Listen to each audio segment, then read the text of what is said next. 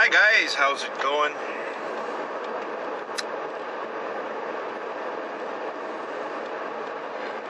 First off, I would really like to thank everybody for their support and kind words in the loss of my mom. Although it was expected,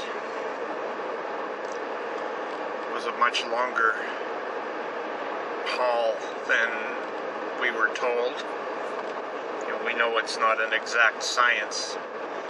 In mid-February they said at the most 4 weeks, and it turned out to be almost 3 months to the day.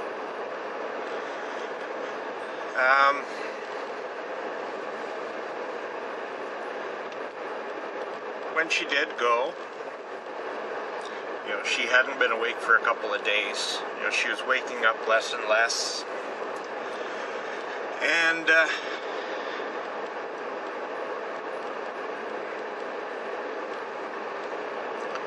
each time she did, she was making less sense. And she was hallucinating more.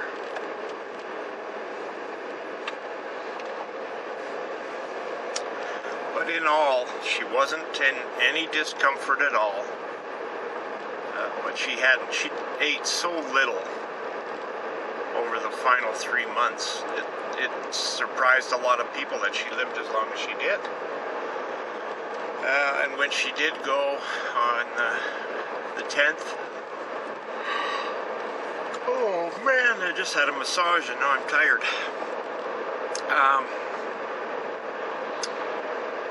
We were all there, including Amber and Heinz, of course my sisters, Val and Brenda,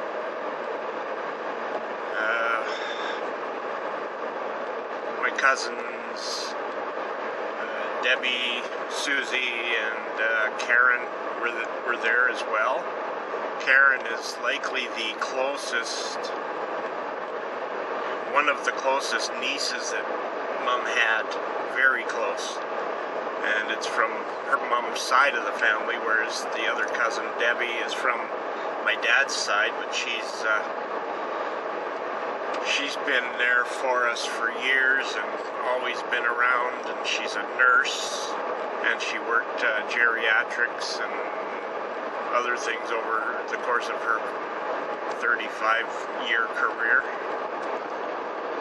The illness Mom had, multiple system atrophy, was something new to Deb, and although she's retired, she's still curious about things like that, so she wanted to learn and experience something like that, I think, which is, that's nice, but I think more important than that, though, she wanted to be there for Mom. And she was, and we were just sitting around the bed, and Mom was sleeping, and I guess Amber and I had gotten up there around 6:30 Saturday evening, and modeling had already started happening on Mom's hands. It started probably around 5 o'clock, and that usually means death is coming within 24 hours or so.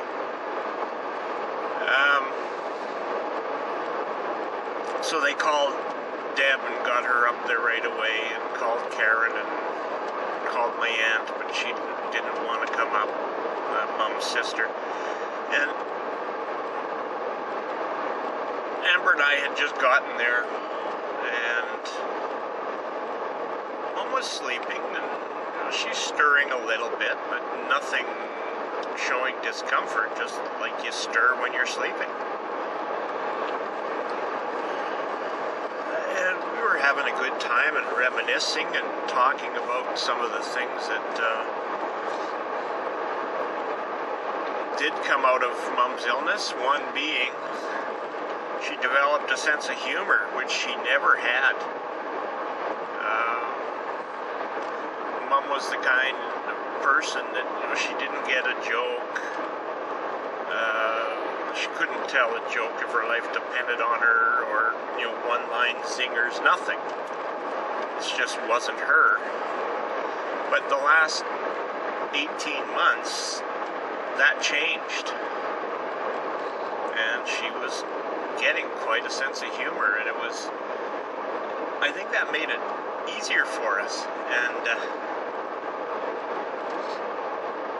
so we were just talking, laughing, and Mom looked very serene, and then around 20 to 10, Brenda was sitting holding Mom's hand, and Mom was doing the occasional stop breathing thing, which they do when they get closer. It's like sleep apnea. They'll stop for 20 or 30 seconds and then start breathing again. And she did that, stopped for, 20 seconds or so, and then started breathing again. And a couple of minutes later, she just kind of moved her mouth around, kind of like, just kind of like that, just kind of, almost like she was trying to chew something, and then kind of settled back. And a minute later, she took a breath and exhaled, and that was it. She just slept away,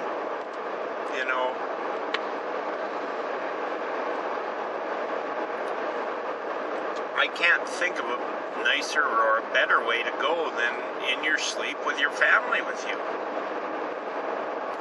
It was peaceful.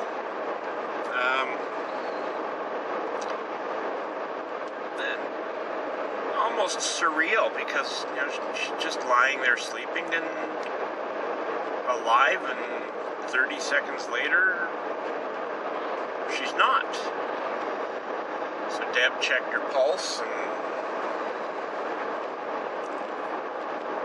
couldn't get anything, and said, she's gone. And so we pulled the emergency cord in the bathroom, which gets them coming faster. And because she was on comfort care, the bathroom one in this facility always puts a red light on with the bell.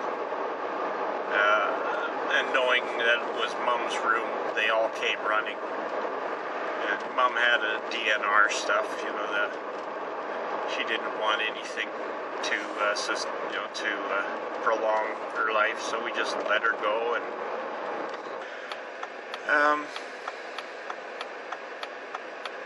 but what made it kind of surreal is because of the population problems, because there were not enough seniors beds and spaces for seniors. There's waiting lists at every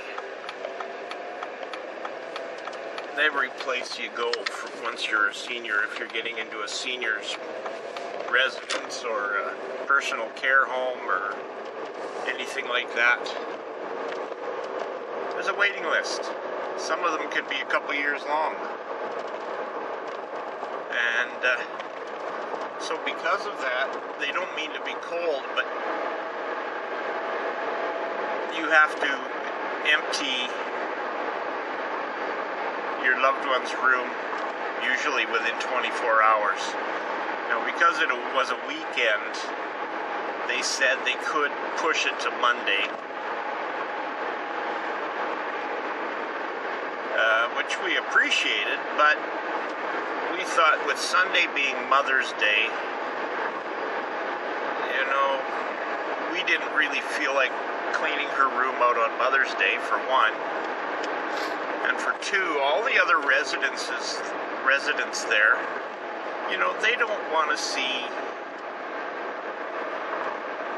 a family in grief emptying out their loved one's room, taking out all the rest of their possessions, pictures and boxes of stuff and suitcases full of clothes and stuff. You don't need to spoil their Mother's Day. So with my cousins, they said, okay, let's go. And we could do it, and everyone else was sleeping, so we thought, let's do that. So we emptied out the room Saturday night with Mum still in bed there, which was kind of surreal. But when they had come in, they laid her flat and kind of made her look like she was sleeping a little better. It was kind of nice. So by 12 o'clock, my brother-in-law had hauled he hauled almost everything down to the vehicle. So he's late 50s. I would have to say he's the picture of health. Someone's in a bit of a hurry here.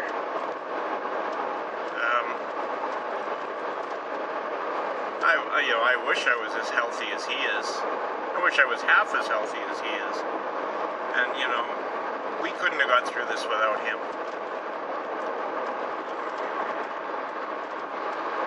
So we got everything out. We had slowly started taking stuff out the days before anyway. Only when Mum was sleeping, because we didn't want to alarm her. So we did that. So by midnight, without disturbing any residents, we were able to empty everything out of Mum's room and take it with us. It's not like she had a lot there because the furniture is supplied, but it actually kind of made for a bit better Mother's Day for us, because we took care of things for her before Mother's Day. I'm just stopping at a RV center looking for some parts for my RV. But it was nice. It was really nice. She, like I say, she just slept away. And as much as I hate to say she's gone,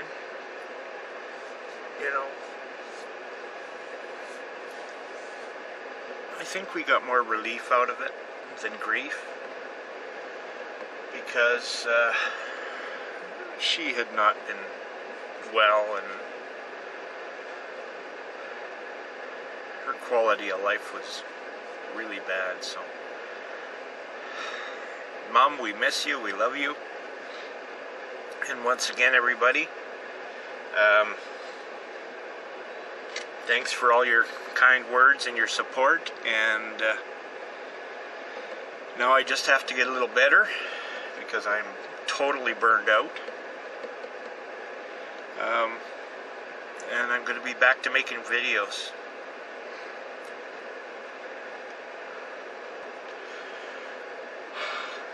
I'm going to work back into it, guys. I'm going to be back.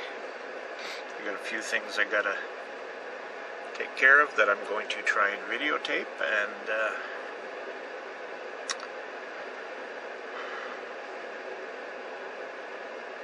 it's good to be back.